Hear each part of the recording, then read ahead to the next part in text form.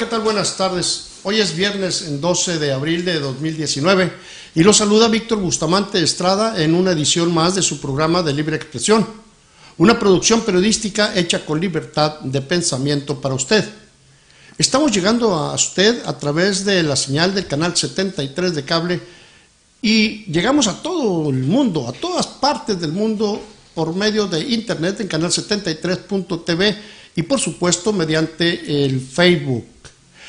Bien, el día de hoy en Libre Expresión tenemos un programa donde vamos a tratar un asunto que ya nos ha llevado en 2 años estamos hablando de un accidente donde perdieron la vida creo que 14 personas, 6 personas y 14 heridos, algo así, y donde está precisamente el caso del joven Brandon. Brandon es un joven de 17 años de edad que estaba estudiando en CECITE. Él es un joven deportista, pero ese accidente le arruinó su vida. Es por eso que he invitado al licenciado Jorge Alberto Escárcega Germán el día de hoy para que nos platique acerca de ese accidente del día 12 de octubre de 2016. Sí. Buenas tardes, licenciado. Muy buenas tardes, maestro. ¿Cómo está usted? Muy buena tarde. Bien, licenciado. Tengo que decir el nombre de la compañía de transporte, Altiza. Sí, forzosamente. Esa es la empresa responsable. Aunque hay una confusión ahí que dicen que el responsable murió y que ya no, yo eso interpreté, porque le entendí lo que interpretó el Ministerio Público, ¿no? Sí. Que dijo que porque murió el que iba, el operador del camión y se acabó el responsable. Y recientemente miré que hizo usted unas declaraciones acerca de la suspensión de la orden de aprehensión que había contra el representante de esa empresa. ¿Es correcto?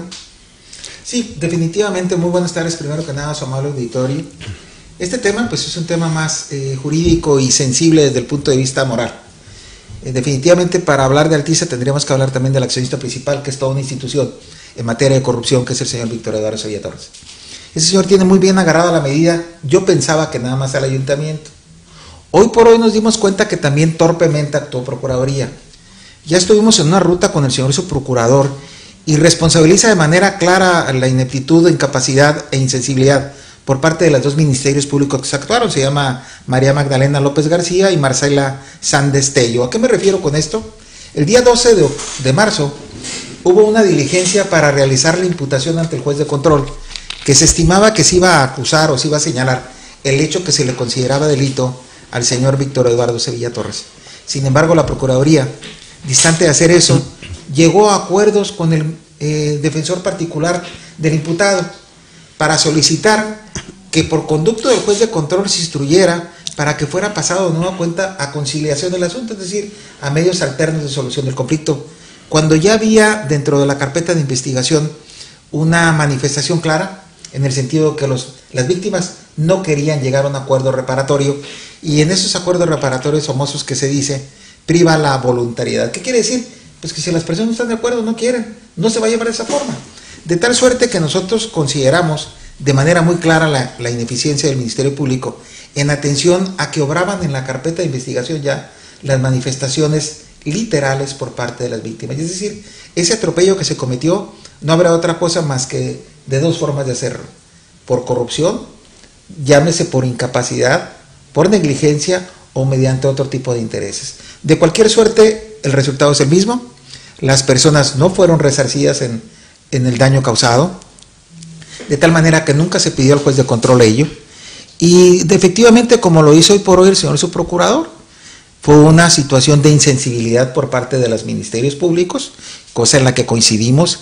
También hizo manifiesto, a virtud de esta nueva reanimación del tema por los medios, de su intención de dar todo el peso de la ley o procurar todo el peso de la ley en contra de la empresa Altiza, inclusive en todo caso extremadamente llegar a la disolución de la sociedad. Licenciado, son 2 años, el octubre de 2016 al abril de 2019, son 2 años y ya unos meses más, octubre, noviembre, diciembre, enero, febrero, marzo, abril. 2 años y 2 años y medio. 2 años y medio, sí. Del asunto tan lamentable de Altiza.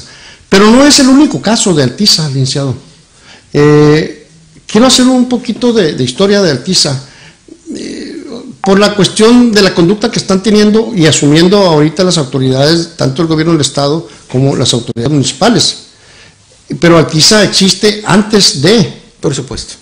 Y por igual, transitan sus camiones o sus unidades sin seguro, sin placas, sin permiso. Violentando todos y cada una de las disposiciones municipales. Todas las disposiciones. Definitivamente. Fue en la administración priista, es en la administración panista. Entonces me hace pensar que nadie está enojado con el dinero. Nadie. Pero sí están casados con la injusticia. Lamentablemente. Porque, ¿qué le saldrá más caro a Altiza? Seguir operando, dando dinero aquí, dando dinero allá y negarse a hacer la responsabilidad de responderle a Brandon. Bueno, esa es una pregunta que no pudiera yo responderla, sino directamente quienes hacen los gastos por parte de la empresa transportista. Lo que sí puedo decirles yo es que en el caso de Brandon, que es un joven de 16 años en aquel tiempo y ahorita ya llegó a su mayoría de edad, es un joven que quedó cuasi cuadrapléjico, era un joven de preparatoria, era un brillante deportista, él aspiraba a entrar a las fuerzas básicas de Xoloscuincles y todo se vio truncado, perdió su novia, perdió su escuela, perdió todo lo que pudiera significar un valor para un joven estudiante y quedó postrado en una silla de ruedas. Y eso es algo que conmueve, eso es algo que a cualquier persona que tenga el mínimo sentido común se puede enternecer, incluso compadecer, por llamarlo de una forma, y perdónenme la familia de Brandon si es que me está escuchando, pero son temas con los que todo el mundo debemos de solidarizarnos, menos la empresa Altiza y menos las autoridades que han tenido conocimiento del caso. Inicialmente, recordemos que por allá, hace 2 años, precisamente cuando nosotros tomamos el caso, nos tildaban de locos. Nos decían que había muerto precisamente el autor material y con él se había ido la responsabilidad criminal. A lo que nosotros insistimos que había las nuevas bondades del nuevo sistema de justicia, establecían la posibilidad de judicializar a la persona moral. En su oportunidad recibimos una llamada, ¿por qué no decirlo? El señor subprocurador nos concedió la razón y nos dijo efectivamente, considero que tiene razón y vamos a corregir el rumbo. Y de ahí debo decirlo con toda honestidad, el señor valientemente aceptó que estaban en un error y que sí podían hacer las cosas, tan es así que las hicieron. Hoy por hoy hemos tenido conversación directa con él, trae la mejor de las intenciones inclusive de citar un fiscal especial de Mexicali que venga exprofeso este asunto porque quiere corregir y reposicionarse en el tema a manera de corregir los atropellos y los errores que se habían cometido. Y en eso tenemos todavía la confianza. No podemos dejar de confiar en las instituciones. En el caso que bien nos ocupa, Brandon pues requiere de una pensión vitalicia, es una persona que no va a poder trabajar. Decía por ahí alguien que no había eso, que lo que podían llegar era a pagar nada más como si fuese una vida. Es decir, la pérdida de la vida que establece las 10,000 unidades del Código Penal. De todos es sabido, y esto es por cultura general, que cuando una persona resulta incapacitada a virtud de un hecho delictivo, pues obviamente muchos inclusive dicen, y perdóname la expresión, vale más que si hubiera muerto en el accidente. Así es. Porque definitivamente implica una responsabilidad para todos los días que conserve la vida esta persona. En el caso este que nos ocupa, insisto, porque es importante establecerse, este es un caso sin precedente a nivel nacional, es el único asunto a nivel nacional donde sin que hubiera autor material del delito fue judicializado un asunto, de tal manera que el subprocurador tenía una estrellita, tenía una medallita de oro por presumir. Lamentablemente esa medalla le echó a perder cuando nunca se ejecutó la orden de aprehensión. A eso es a lo que quiero llegar. Suspendieron la orden de aprehensión. Sí se dio la orden de aprehensión, ¿no? Sí, definitivamente. Y la suspendieron. En un principio sí la suspendieron porque hubo un amparo, pero sin embargo en el amparo llegamos nosotros e impugnamos la firma, porque inclusive la firma del que se decía quejoso, que es Víctor Eduardo Sevilla, era falsa. Falsa. Y nunca compareció, nunca tuvo la valentía de ir al juzgado de distrito y decir, señores, si es mi firma y me voy a proponer yo aquí, me voy a imponer en el expediente, voy a hacer los ejercicios caligráficos para que un perito les diga si eso no es mi firma. Cobardemente el señor jamás fue, jamás se presentó. ¿Y esto qué nos quiere decir? que obviamente no era su firma, o es tan soberbio el señor que ni siquiera el juez de distrito atiende, lo que nos implica establecer medidas más severas para que el señor cumpla con la reparación del daño causado. Ciertamente lo dice el señor procurador y yo estoy con él, pero es un razonamiento muy absurdo al que llega a decir, pues ni modo que yo meta a una persona moral a la cárcel. Pues claro que no, eso jamás va a poder suceder porque es materialmente imposible, pero sí podemos meter a los accionistas principales en caso de que no cumplan con la reparación del daño, que es lo que nosotros queremos, que es lo que la ley dice, don Víctor. La ley, inclusive el nuevo sistema penal que atiende precisamente en el 20 constitucional, empieza con una serie de principios. Uno de ellos es procurar que el culpable no quede impune. Es una procuración nada más, pero es un requisito indispensable, dice, que se repare el daño causado. Y ese reparar el daño causado es de manera incondicional cuando se ha cometido un delito. Eso es ineludible. Podemos no castigar al delincuente porque no es prioridad, pero reparar el daño causado sí. Eso es lo que debe de privar en la aplicación de las leyes penales. En el caso bien particular que nos ocupa, eso no se ha dado precisamente por incapacidad, por falta de voluntad por parte de las autoridades, que parece que ahora sí vienen con todo en contra de Víctor Eduardo Sevilla Torres. Ahora bien, en este caso, licenciado, ustedes, ¿qué es lo que van a hacer en contra de los dos agentes del Ministerio Público? Bueno, somos personas de convicciones, quedamos en que íbamos a presentar la denuncia correspondiente por la negligencia con la que se condujeron esas personas. Insisto, yo dejo a salvo el buen nombre tanto de María Magdalena López García como de Marcela Sandestello en cuanto a los centavos. Pero ahora sí que vamos a enlodar con justicia su nombre, porque las señoras obraron negligentemente. Y el obrar negligentemente también es corrupción. El tener un puesto o asumir un puesto para el que no estás preparado también es corrupción. Y de eso sí tengo la certeza, porque tenemos el video ya de la audiencia donde fueron, donde bajo ninguna circunstancia presentaron la imputación, sino todo lo contrario. Hay un principio de contradicción. La defensa y el imputado se pelean, por así decirlo, contra el Ministerio Público y el asesor jurídico de las víctimas. En este caso no. Hubo un principio al parecer de adhesión, donde el defensor decía algo y el Ministerio Público que se le adhería.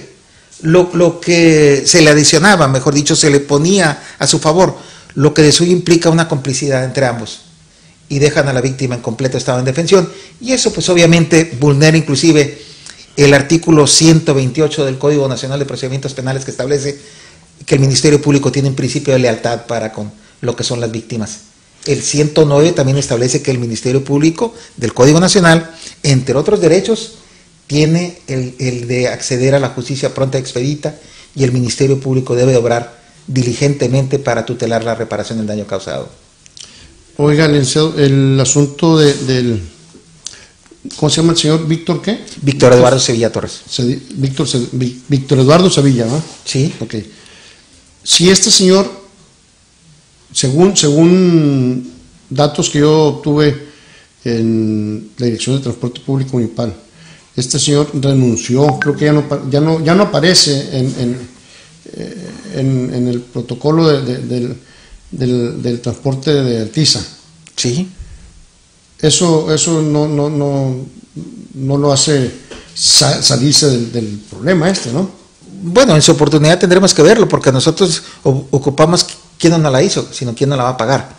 En el caso de ese señor, inclusive es una especie de catarsis ante las redes sociales, y refirió que iba a cambiar todo lo que era el esquema de organización y de administración en atención, que inclusive se sentía culpable con lo que estaba ocurriendo con Altiza. Esa catarsis, por así decirlo, que él efectúa, creo que más bien atiende a que su hijo es candidato suplente a diputado, creo por ahí con Eliseo Magaña, y esa reflexión a la que llega es con la idea de reivindicarse socialmente y no dejar en el estigma a su hijo como que tiene un padre con ese tipo de principios. Más bien creo que se atiende. Qué pena cuando hay que tomar decisiones y acciones para no dañar al hijo, pero cuando ensucias lo justo que le puedes llamar tú, cuando dañas a un tercero, en el caso de Brandon, ¿no? O sea, estamos hablando de que Víctor Sevilla quiere proteger a su hijo que está en campaña, pero se olvida de la víctima que tiene acá de Altiza. Definitivamente. ¿sí? Sí, el caso más elocuente, pues obviamente resulta ahí Brandon Morelos Hernández, es el joven que le comento.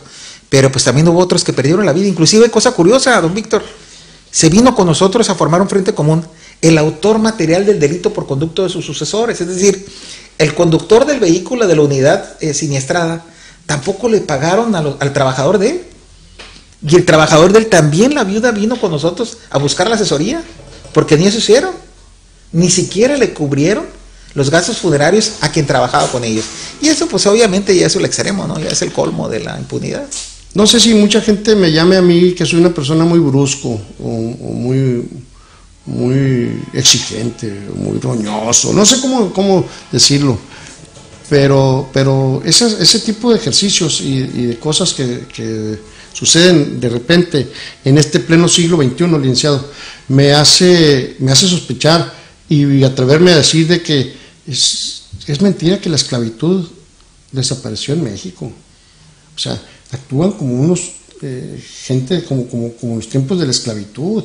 Me refiero en el caso del trabajador del volante. Uh-huh. O sea, tuvo un accidente, él fallece, no le cumplen a su familia, no cumplen la retribución que tienen que hacer como trabajador del volante de ellos, por un lado, y tampoco le cumplen a Brandon, que él, su desgracia fue haberse subido a un transporte. Esa fue su desgracia, haberse subido a ese transporte. Y casualmente, Víctor, él se trasladaba a sus estudios. Así es. Iba a la escuela.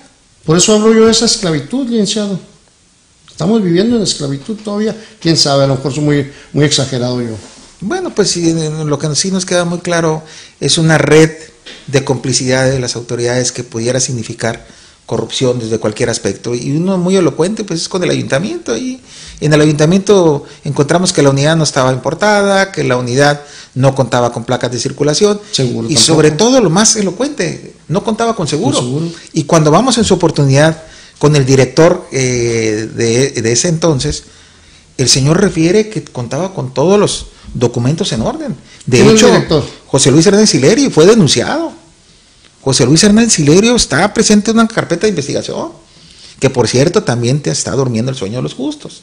Tenemos ahí en Derechos Humanos, en Procuraduría, en Sindicatura.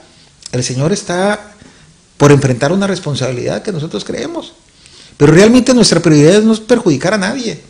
Es precisamente encontrar en la ley lo que decía yo del 20 constitucional, de restaurar el daño causado en la medida de lo posible, restaurar el tejido social.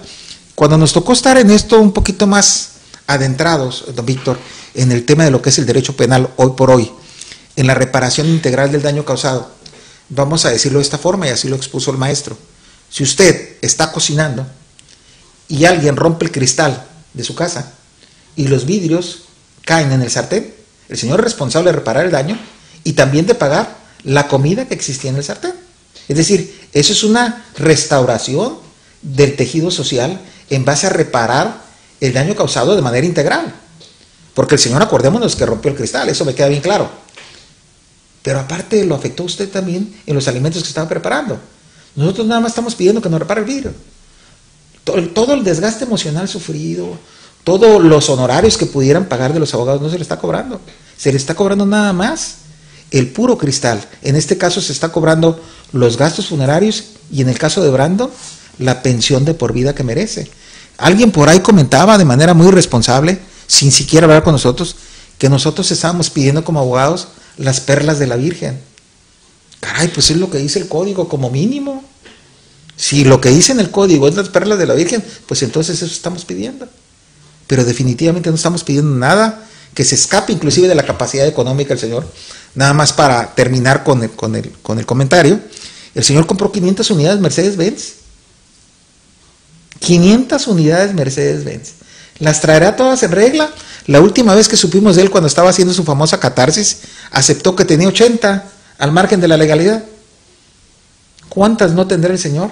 ¿Y cuántas deudas no estarán pendientes por pagarse de él? Que finalmente a nosotros no nos interesa, o nos interesa muy poco. La verdad de las cosas es que queremos que se haga justicia comprando. Sí, hace muy bien usted esa aclaración. Y es interesante, además de importante, porque la gente luego empieza a pensar cosas que no tienen nada que ver con la realidad.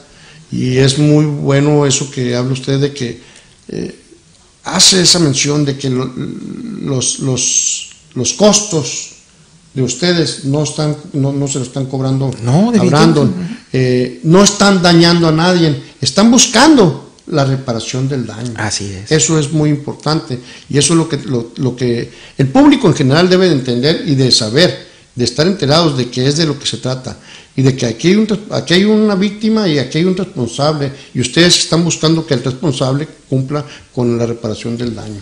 Es bien importante eso que usted comenta, don Víctor, y desde luego agradeciendo los espacios a estos medios de comunicación que precisamente sin ellos no se pudiera llegar a esas alturas a la presión, sino que este cuarto poder precisamente que implican los medios de comunicación es la que ha estado de alguna manera u otra constriñendo a las autoridades a que actúen, porque si no este caso ya lo hubieran dejado en el olvido. Así es. Muchas veces hay como bien dice usted, hay mucha gente que comenta que cómo damos lata con este asunto de Brandon. Sí, porque no está en los pantalones de Brandon, no está en sus zapatos. Sí. Si algún día se fueran y vieran en qué condiciones tan precarias vive Brandon y qué es lo que está viviendo día con día, no pensaran lo mismo. No, yo les contesto, es que Brandon es una vida. Sí. Y Brandon es una víctima. Brandon cometió un error, es el peor error de su vida, haber creído en un transporte público en Tijuana, que no estaba nada regular, y desgraciadamente él fue víctima y fue objeto para mostrarle a la sociedad en manos de quién está el transporte público. Definitivamente es un caso emblemático y además ustedes también, con su amable oportunidad que dan, han dado cuenta precisamente de que es un caso, vamos a decirlo de otra vez, emblemático para establecer primero que nada las condiciones a las que se puede llegar por la corrupción al interior del transporte público. Esto es lo que ocurre en la ciudad, que no es la más hermosa, que no es la más segura, que no es la mejor ciudad de México, pero esta es la hermosa, para mí, hermosa ciudad de Tijuana, que no es lo más grande de México, pero eso es lo que ocurre aquí en Tijuana. Licenciado, ¿cómo van a ir las cosas? El último mensaje que le mandemos a la sociedad y que le mandemos a la Procuraduría General de Justicia y que le mandemos al cerebro de alguien que tenga que entenderlo. No sé si Víctor Sevilla, no sé quién, si el alcalde, no sé si el gobernador, no sé quién, alguien reaccione y diga que esa vida de Brandon tiene que ser atendida. Sí, definitivamente. Mire, los que hemos tenido la oportunidad de estar del otro lado del escritorio, los que hemos tenido la posibilidad de ejercer un puesto público, sabemos que el derecho se hizo para, el puesto público se hizo para ejercerse. Y en este caso yo hoy por hoy confío ahorita a estas alturas en el señor subprocurador que nos mencionó, que se van a poner, ahora sí, fajar los pantalones, ponerse las pilas, como dirían por ahí coloquialmente, y van a poner todo lo que está al alcance de Procuraduría. Inclusive comentaba que viene un fiscal quizás especial de Mexicali a atender precisamente ese asunto. Hay algo que dice mucho del subprocurador, y esto es el mencionar que no dominan el tema porque es ser algo novedoso. Esto me habla de la valentía, de entender y aceptar la capacidad de cada quien, porque sí, definitivamente es un caso novedoso, pero de que sí se puede reparar el daño causado mediante el uso de las acciones penales, se puede, don Víctor. Nada más falta una palabra clave que no está en ninguna ley: voluntad. Voluntad. Y hoy por hoy creo que la encontramos en Procuraduría ya, a virtud de lo que ustedes están haciendo. Ya encontramos, ahora sí, esa voluntad en la Procuraduría, si usted quiere forzada, pero al final del día es voluntad. Finalmente que se exprese. Bien, pues vamos a esperar este asunto de Brandon Altiza, en donde está muy al pendiente el licenciado Jorge Alberto Escárcega Germán. El licenciado Jorge Alberto Escárcega Germán es el presidente del Colegio de Abogados Emilio Rabasa. Sí, pero quisiera hacer una precisión, don Víctor, porque ya ve que en todas partes se cuecen habas. Este tema en particular es un tema que nos agarramos como asesores jurídicos y como particulares. Lo digo por aquellos asociados que confían en nosotros y que no vaya a interpretarse que nosotros usamos de manera indebida la representación de nuestro colegio. Este tema lo traigo inclusive desde antes de presidir mi colegio. Nada más una puntualización para los efectos, no va a ser el diablo y alguien se ofenda, ¿no? Ah, no, sí, sí, claro, por supuesto que sí. Yo nada más hago yo hago mención de que usted es el presidente del Colegio de Abogados Emilio Rabasa, precisamente como una atención para, lo sé, y muchas gracias, una identidad, pues. Muchas gracias. Yo lo sé perfectamente bien que usted lo está atendiendo, usted es abogado y lo está atendiendo en su despacho de abogados. Exactamente. Y lo tiene precisamente antes de ser presidente del colegio. Sí, sí, claro, exactamente. Ahí vamos a estar al pendiente con este asunto de Altiza, Brandon Altiza, licenciado. Muchas gracias, don Víctor, por el espacio. Quisiera yo, para cerrar con esto, que vi que por aquí también tienen como distinguido invitado al licenciado José Ángel Peñaflor, conocido comúnmente como el abogado del pueblo. Quiero decirle que mi colegio está abierto a la democracia y próximamente vamos a contar con su importante presencia, tanto de él como al parecer del arquitecto Martínez Veloz, para que nos comparta cuáles pudieran ser sus estrategias de llegar a ser gobernador del estado. Muy bien, y pues ya lo dijo el licenciado Jorge Alberto Escárcega Germán, me ganó. Viene el licenciado José Ángel Peñaflor Barrón, quien es candidato a diputado por el 6º Distrito Electoral. Vamos a ir a una pausa y regresamos con el licenciado Peñaflor.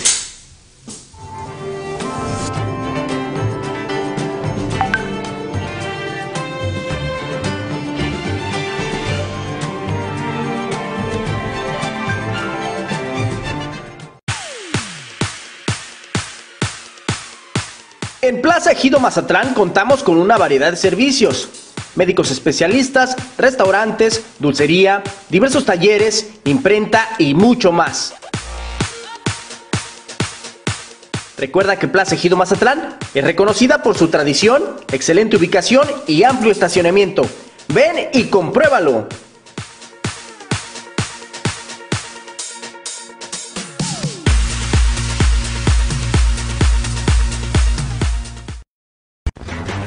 ¡Vieja! ¡Tengo hambre! ¡Dame algo de comer con unas tortillas calientitas! ¡Qué bueno que llegaste, vieja! Ahorita te sirvo algo de comer. Aquí tienes las tortillas calientitas como te gustan, mi amor. Vieja, esas tortillas están muy malas. ¿Dónde las compraste, pues? Pues a un señor que iba pasando. Ahí está, vieja. Para tortillas, las de Tortillería El Diamante número 2. Está ubicada en el Boulevard Benito Juárez, número 901, donde además de tortillas, le ofrecemos masa para tamales y tortillas de harina, sirviéndole desde 1967. Para su mayor comodidad, contamos con servicio a domicilio. Tortillería El Diamante número 2 lo espera. Ahora sí, mi viejo comerá las mejores tortillas, las del Diamante número 2. También contamos con tortilla para buñuelos preparada, masa preparada para tamales de piña y fresa, masa preparada con sal y masa normal. Lo ordena y se le prepara al momento. Tortillería El Diamante número 2 lo espera.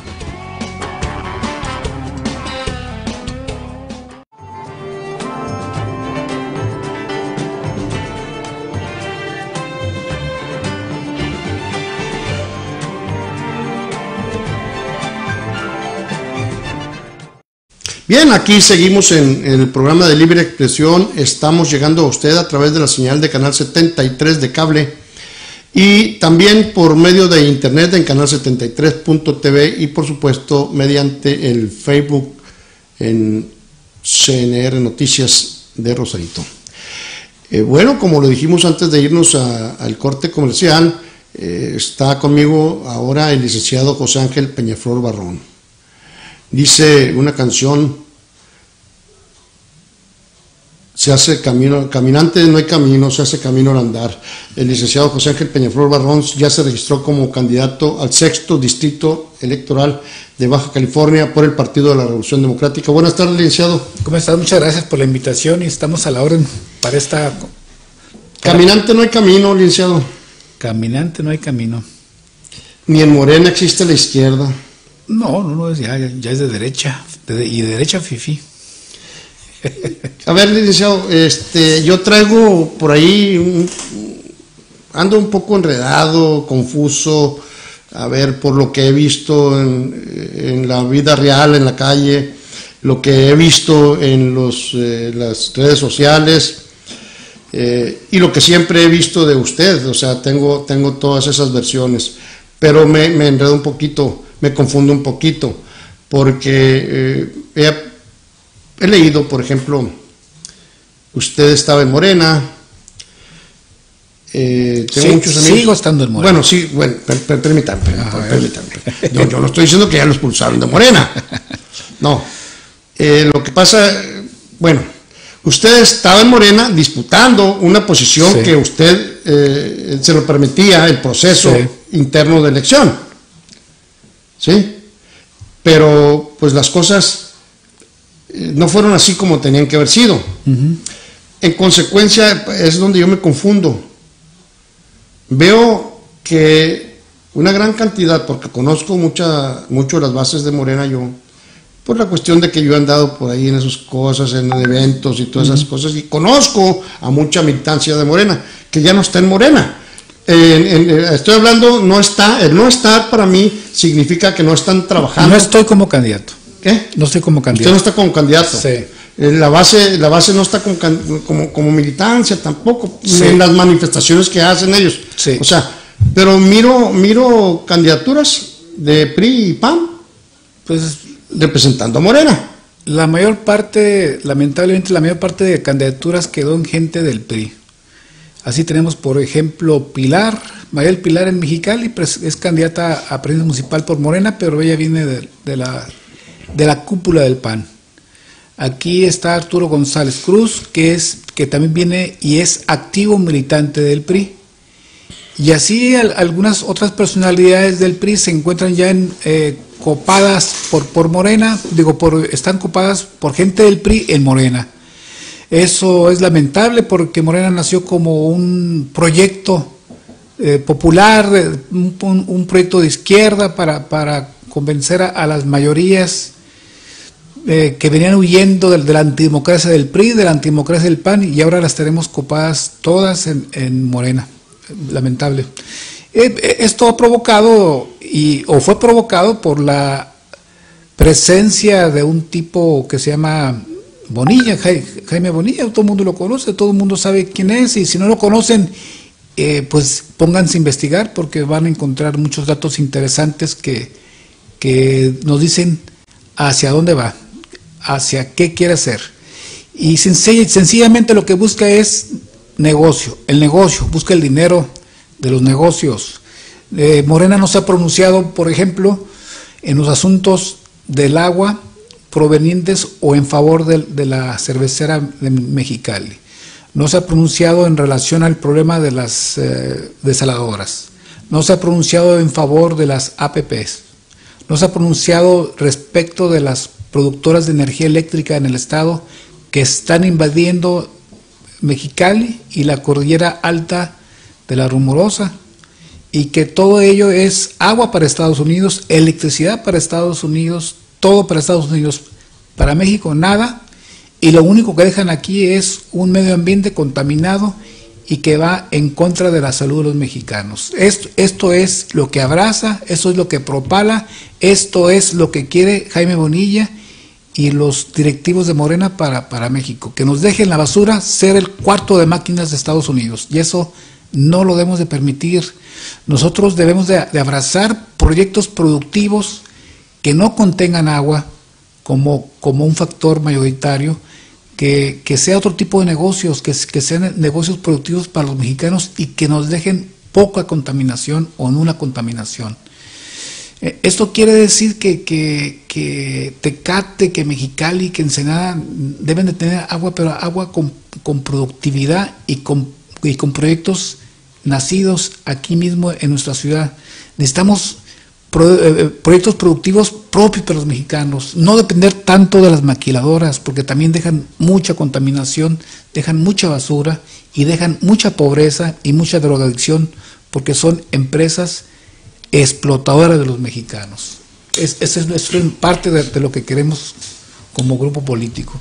La presencia de empresas extranjeras, como en el caso de las maquiladoras, la presencia de negocios estadounidenses tipo McDonald's,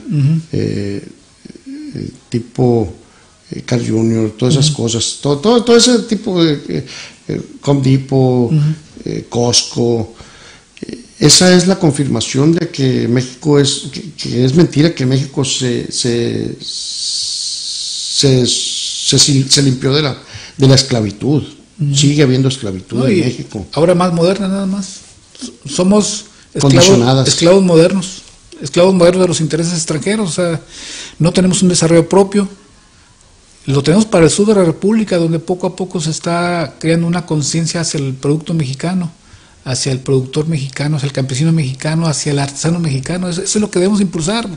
Proyectos productivos mexicanos, definitivamente nacionalistas. Sí.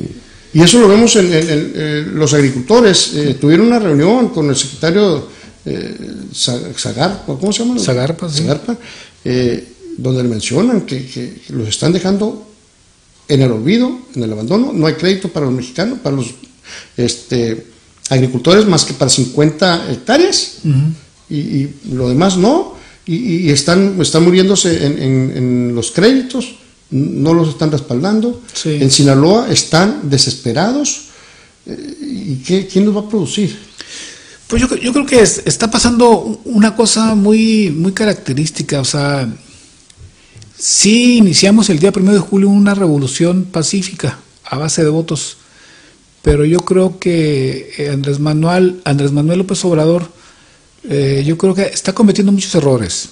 Por ejemplo, yo soy crítico de Andrés Manuel López Obrador. Yo no soy un aliado servil ni mucho menos. Por ejemplo, vamos a ver de los proyectos que ha suspendido, que ha cancelado, que no les está dando el suficiente apoyo. Ahí te va uno: comedores populares, las estancias infantiles, los nidos o para mujeres violentadas, para los jornaleros, para los enfermos de SIDA, para los enfermos de cáncer que se están quejando últimamente de que los quiere quitar o cancelar o suspender. Este tipo de programas era lo poco que había de los regímenes anteriores de gobierno. Era lo poco que había. El pretexto que están sacando el régimen de Andrés Manuel López Obrador es que hay corrupción. Bueno, si es con ese criterio, vamos a quitar entonces el Seguro Social.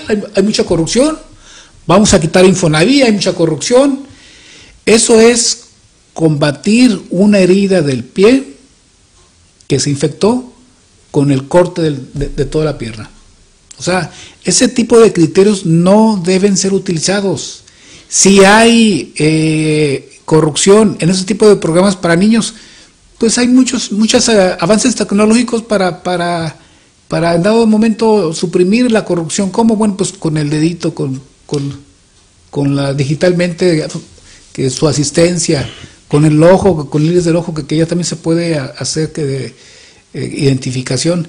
Pero nunca el ciudadano debe de permitir que los avances que tenga un régimen sean suprimidos, cancelados o suspendidos, porque afectan a las capas más jodidas, para decirlo claro. Licenciado, se le pasó por ejemplo, el apoyo que le están dando a las personas de la tercera edad. Sí, o sea, de 65, ahora lo subieron a 68 años. Sí, pues ese tipo de derechos no se deben de suprimir, al contrario. Le hubieran dicho mejor lo vamos a dar a los 60. Claro. En vez de 68. Sí, o sea, yo por eso estoy proponiendo, yo a partir de que vi eso de López Obrador, yo soy de la idea de que las prestaciones sociales, las prestaciones y derechos sociales no deben de quedar al arbitrio de un gobernante, no debe quedar al arbitrio de un gobernante suprimirlos, cancelarlos, ni despojarlos.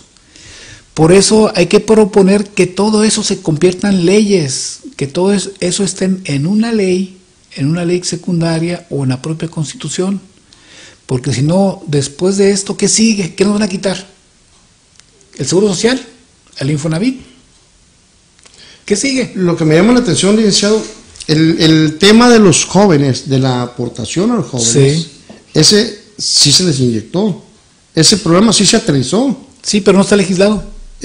Por eso, pero están recibiendo el dinero. Sí. Pero la interpretación que yo le puedo dar es que son jóvenes que van a votar el próximo, o sea, son jóvenes que los van a, ¿cómo se dice? Los van a ofertar pues para creer. Sí. O sea, van a crear una idea de que crean en el gobierno que los están apoyando, ¿sí? Uh-huh. ¿Por qué? Porque van a votar las próximas elecciones, porque va a ser un voto, pues. Por eso mismo yo insisto de que ese tipo de prestaciones no deben ser dávidas del régimen, ni tampoco limosnas. Ni limosnas. Sino que deben estar expresadas y legisladas en una ley. Establecidas en la ley. En una ley. Sí. Entonces, cuando un derecho está establecido en una ley, pues ya es muy difícil que te lo quiten. Uh-huh. O sea, no debemos de permitir que ni López Obrador, que ni nadie cercano al régimen nos condiciones ese tipo de prestaciones sociales a una elección, porque si no estamos retrocediendo. Yo soy de la idea que ese derecho que se está adquiriendo, por ejemplo, de las madres solteras, de los jóvenes estudiantes, de la gente mayor, debe estar otorgada en una ley. Que se diga expresamente, se otorga en favor del ciudadano una compensación mensual, anual, para tal. Como derecho. Como derecho, pero legislado, en un artículo, en una disposición normativa. Porque ahorita, por ejemplo, pues ha habido grandes movilizaciones por parte de los servidores de la nación que no sabemos si son empleados federales, no sabemos si son del partido, no sabemos de quiénes pagan. No son empleados federales, te quiero decir, les pagan en efectivo, no sé, pero no son empleados federales, no dependen. Lo manejan mucho la gente de Morena, de la estructura de Morena, de eso evidentemente que tiene una doble finalidad, pero el ciudadano no debe permitir eso. No lo debemos de permitir porque si no estamos cayendo en el mismo juego que hacía el PAN y que hace el PRI en los estados y en la federación cuando han estado en el poder. Licenciado, ¿usted se registró antier? Antier. ¿Cuándo va a empezar su campaña? Hasta que esté dictaminado por el órgano electoral, todavía no lo estoy. ¿Cómo mira usted Pues es un distrito de entrada muy grande. Son alrededor de 2.600 kilómetros cuadrados. Abarca alrededor de 120 kilómetros de punta a punta, es decir, desde el lugar de revisión de la Rumorosa hasta el Boulevard 2000. Y por el lado de Ensenada estamos en el ejido Aquiles Cerdán, que tiene una distancia de aproximadamente 70-80 kilómetros, con una población concentrada en lo que es Tecate y en la zona este de la ciudad de Tijuana, que es la zona que se ubica al este del Boulevard 2000, muy concentrado, pero me parece un distrito injusto. En esto quiero ser muy claro por qué digo que es un distrito muy injusto. Porque, ¿qué tiene que hacer un diputado de Tijuana convenciendo a gente de Tecate? O viceversa, ¿qué tiene que ver un candidato de Tecate convenciendo a la gente de Tijuana? Yo creo que la primer tarea legislativa que se tiene que hacer por cualquiera que sea el beneficiado por el voto de las personas de ese distrito, debe de cambiarse esa situación. ¿Por qué? Pues porque yo no tengo nada que ver con Tecate. Yo no tengo nada que ver con la gente de Tecate y sus necesidades. Y aparte de eso, todavía no somos ciudades conurbadas. No hay conurbación. Hay zonas muy distantes entre Tijuana y Tecate que no hay población. Entonces, me parece una situación muy injusta. Para esto, pues el registro, tú lo sabes bien, es en Tecate. Es en Tecate. Es que es la consecuencia cuando se hacen las correcciones y Redistritamiento, ¿cómo le llaman? Registración. Registración. Lo hacen en la oficina, lo hacen en la oficina, en un escritorio. Sí. O sea, a larga distancia. Sí. Ahora va a ser el 6 es este, el 7 este, el 8 es este. Bien. Licenciado, no es permitido, por supuesto que no es permitido, que usted con el color amarillo meta el color morado, o ¿cómo se llama el color de Morena? Sí, morado, pues morado. Vamos a poner morado. No es permitido. No. Pero no es prohibido que José Ángel Peñaflor use expresiones de simpatía con Andrés Manuel López Obrador como candidato. Pues mira, yo toda mi vida de que tengo de conocer a Andrés Manuel, yo fui su jefe de campaña en el 95, cuando él se lanzó para la presidencia del PRD, precisamente. Fui su jefe de campaña aquí en Tijuana. Yo lo invité a la gira, precisamente. Entonces, pero yo no he sido nunca amante de los liderazgos nacionales, ni tampoco soy un simpatizante con cheque en blanco en favor de Andrés Manuel. Siempre he sido muy crítico con las dirigencias nacionales de los partidos en los cuales he estado. Pues yo he estado siendo todo el camino de la izquierda, hasta Morena. Yo lo respeto como un gran dirigente nacional, lo respeto como el presidente de la República. Algunas de sus políticas simpatizo con ellas, con otras no. Por ejemplo, con estas que acaba de suprimir o de cancelar, no soy simpatizante porque le quita derechos y prestaciones sociales a la gente que menos capacidad económica tiene. Entonces, contra eso hay que estar siempre en contra. Siempre hay que estar en contra. Porque produce más pobreza entre la población y eso no se debe de permitir que se tenga más pobreza la gente más pobre, sencillamente. Bueno, yo le hago esa pregunta por algo. Jaime Bonilla es candidato a gobernador por Morena. Arturo González Cruz es candidato a presidente municipal por Morena. Y Víctor Manuel Morán, sí, todos los candidatos de Morena, en sus eslogan, en sus discursos, en sus charlas que tienen, siempre utilizan en primera persona a Andrés Manuel López Obrador. Y dice, yo voy a ser el presidente, dice el presidente te ofreció esto y el presidente te va a dar esto. Eso lo usa mucho Jaime Bonilla y Arturo González Cruz. Pues que por eso mi pregunta es esa. ¿A usted se le impide, por ejemplo, en un momento dado decir, mencionar a Andrés Manuel, o sea, en su parte de su discurso? ¿No es prohibido o sí? No, claro que no, pero yo creo que se sienten huérfanos sin Andrés Manuel. Todos estos candidatos que me estás diciendo son huérfanos sin Andrés Manuel.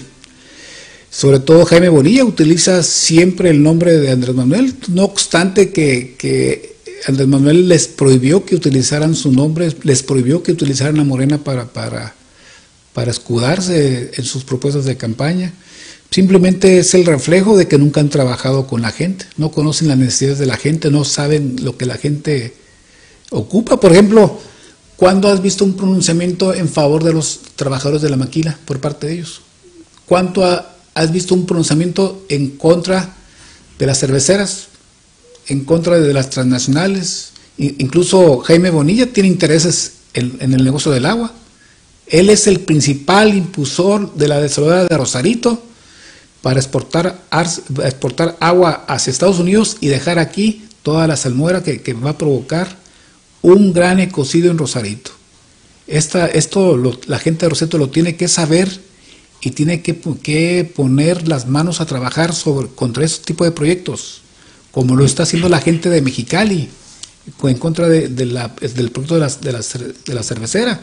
Bueno, a Andrés Manuel ni a Bonilla les fue bien en la última gira, porque la gente de Mexicali está muy indignada porque no han hecho ningún pronunciamiento. Andrés Manuel tuvo una repercusión muy grande cuando gritó de que en la franja fronteriza había bajado la gasolina, cuando esto no es cierto, es lo contrario. Y yo creo que la gente misma del estado de California debe ser crítica en ese sentido, no permitirse que les quiten los recursos ni los derechos ya ganados, ya obtenidos. No son recursos de los gobernantes, son recursos del Estado mexicano. Licenciado, le voy a hacer una pregunta, no sé si le cause molestia o no le guste, no sé. A ver, dime. Le voy a hacer una pregunta y tengo que hacérsela porque no quiero quedar con las ganas. ¿Usted está participando dentro del problema de Lomas del Rubí, licenciado? Sí. Usted, igual que algunas otras personalidades, no voy a decir nombres porque a lo mejor se me pasa alguno sí. y hiero susceptibilidades. Sí, de hecho estuvo conmigo uno de los líderes antier o antier. Ajá. Hoy en día he visto penosamente que ya anda en campaña Jaime Bonilla haciendo alusión a Lomas del Rubí. Sí. Y conste que no ha hecho nada por el problema, o ha hecho muy poco. Así es. Qué pena me da eso, licenciado. ¿Qué pues sí da pena porque, por ejemplo, él prometió arreglar el asunto de Lomas del Rubí, de Valle Sur, que se les cayeron las casas. Prometió arreglar durante su periodo como senador el asunto del Parque Benito Juárez. No ha hecho absolutamente nada, no obstante que fue una instrucción de Andrés Manuel López Obrador de que se abocara al asunto. Tuvimos una reunión hace alrededor de 3-4 meses donde él se comprometía a realizar todas las diligencias necesarias para arreglar esos asuntos. Ahorita ni siquiera les contesta el teléfono a los líderes de esos afectados. O sea que eso nos hace ver a nosotros que no le hace caso a Andrés Manuel López Obrador. Pues no le hace caso a nadie, él lo que busca es el negocio. Yo soy pitonizo y quiero que la gente lea quién es Jaime Bonilla para que sepa, o sea, sin interés de ofender a Bonilla. Yo no me interesa Bonilla, me interesa hacer propuestas de solucionar los problemas, cómo lo podemos solucionar en conjunto con la sociedad, cómo podemos solucionar en conjunto con el gobierno, con políticas públicas, y cada quien es responsable de sus actos, de su pasado y de su presente, y así sabemos qué va a ser en el futuro. A mí me interesa decirle a los ciudadanos que nos están mirando ahorita en este momento en este programa de libre expresión, me interesaría que usted les dijera que estas elecciones son para elegir al gobernador, a los 5 presidentes municipales, a los diputados locales. Me interesa eso, que les diga que el presidente ya fue electo, que Andrés Manuel López Obrador ya es el presidente de la República, que no vamos a elegir al presidente de la República. Así es, que no vamos a elegir más que al gobernador, al presidente municipal y al diputado licenciado. Sí, yo creo que la gente debe tener claro, Andrés Manuel en este momento es gobernante, no es candidato. Él ya no debe de intervenir en los asuntos electorales y públicos del Estado, ni del municipio, ni de los distritos electorales. Él en este momento está obligado a respetar el proceso electoral. Y si estos personajes utilizan su nombre, pues malamente lo están utilizando porque finalmente se sienten huérfanos sin la presencia y sin la sombra de Andrés Manuel López Obrador, pero se sienten así porque ellos no han hecho política pública para la gente. Esa es la falta de trabajo y representación de la gente.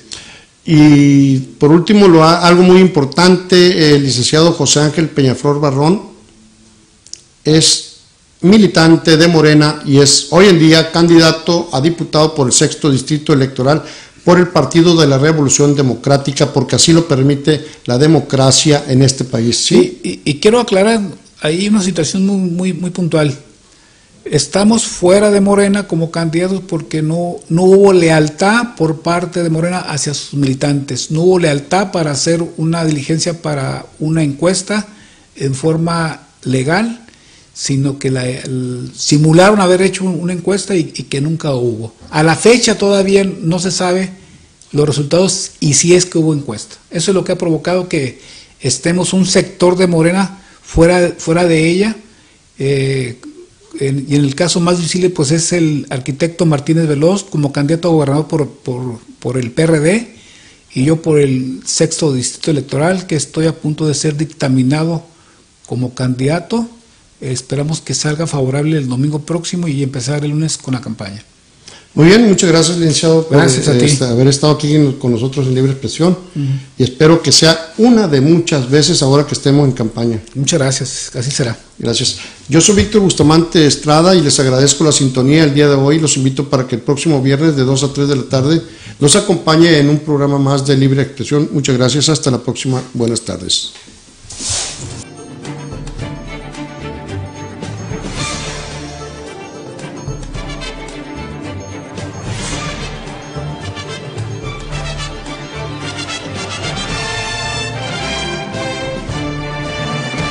Bon Callao, la resistencia salsera de Tijuana, te invita a bailar y a gozar de la mejor música tropical todos los viernes con la Orquesta Internacional de la Compañía de Freddy Flores. Ven a pasarla rico, súper chévere y a ejecutar tus mejores pasos de baile al ritmo de la salsa, bachata, cumbia y merengue.